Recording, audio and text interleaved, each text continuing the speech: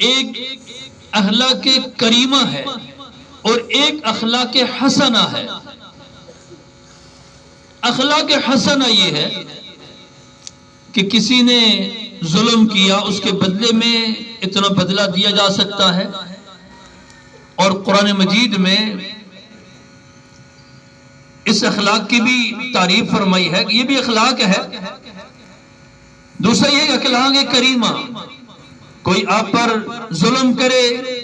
آپ اس کو معاف کر دو، فاعفوا واصفحوا، معاف کرو، درگزر کرو، فاصفح الصفح الجمیل، اچھے اندازوں سے معاف کرو۔ اور تیسرا جو ہے اخلاق عظیمہ، وہ ایسی دولت ہے کوئی آپ پر اگر ظلم کرتا ہے، زیادتی کرتا ہے،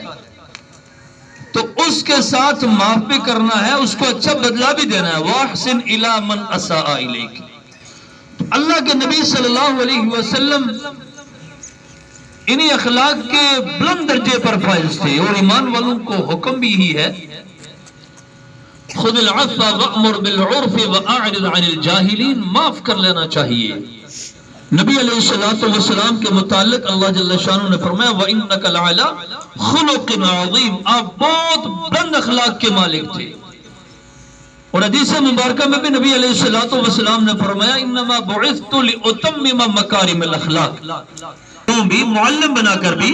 اور اخلاق کی تکمیل کے لیے، یعنی اللہ کے نبی صلی اللہ علیہ وسلم کو اللہ نے وہ عظیم اخلاق سے نوازا تھا کہ جو لوگ آپ کو پتھر مارتے تھے، جو لوگ آپ کو گالیاں دیتے تھے، جو لوگ آپ کو برا بلا کہتے تھے، آپ ان کے لیے بھی دعائیں کیا کرتے تھے۔ طائف کے واقعے میں پیارے نبی صلی اللہ علیہ وسلم جب 3 سرداروں کے پاس گئے، ان لوگوں نے آگ کو جھٹلا دیا، وہاں سے آگے نکلے، ایک باغ سے گزرنے لگے تو اوباش لڑکے ان سرداروں نے پیچھے لگا دیے، میرے نبی صلی اللہ علیہ وسلم پر پتھراؤ ہونے لگا،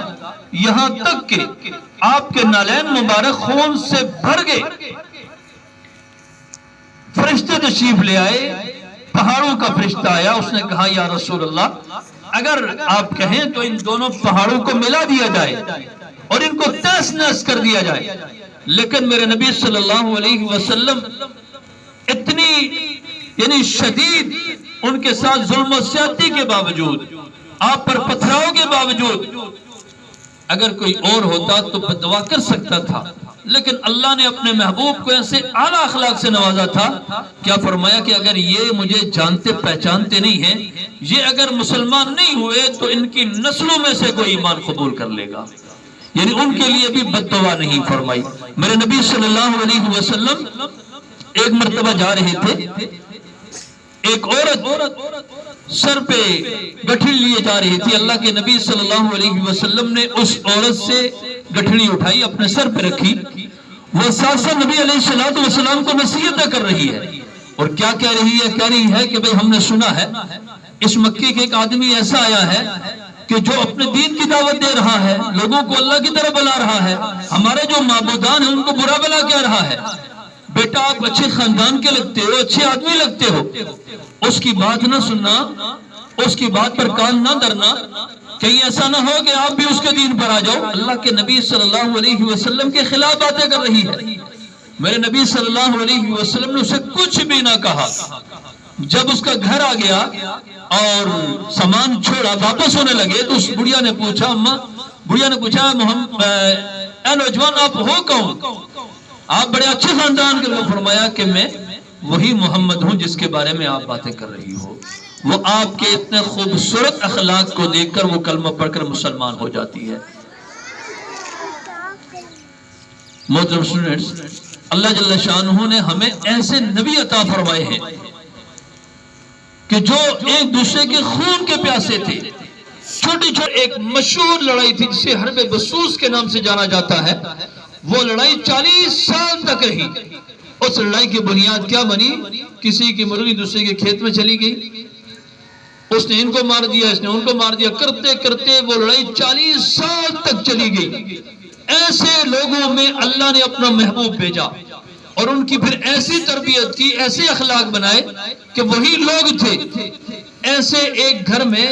بکرے کی سری آئی، اس نے سمجھا کہ شاید میرے ساتھ والا گھر زیادہ محتاج ہوگا، اس نے اگلے گھر میں بھیج دی۔ اس نے سمجھا شاید مجھ سے دوسرا زیادہ محتاج ہوگا، اس نے اگلے گھر میں بھیج دی، یہاں تک کہ وہی بکرے کی سری 7 گھروں میں چکر لگا کر واپس پہلے گھر میں پہنچ گئی۔ اسی طرح ایک غزوے کے اندر لڑائی شدت پر تھی، ایک آدمی نے دیکھا کہ اس کا چچا یعنی اس لڑائی کے اندر زخمی ہے، اس نے پانی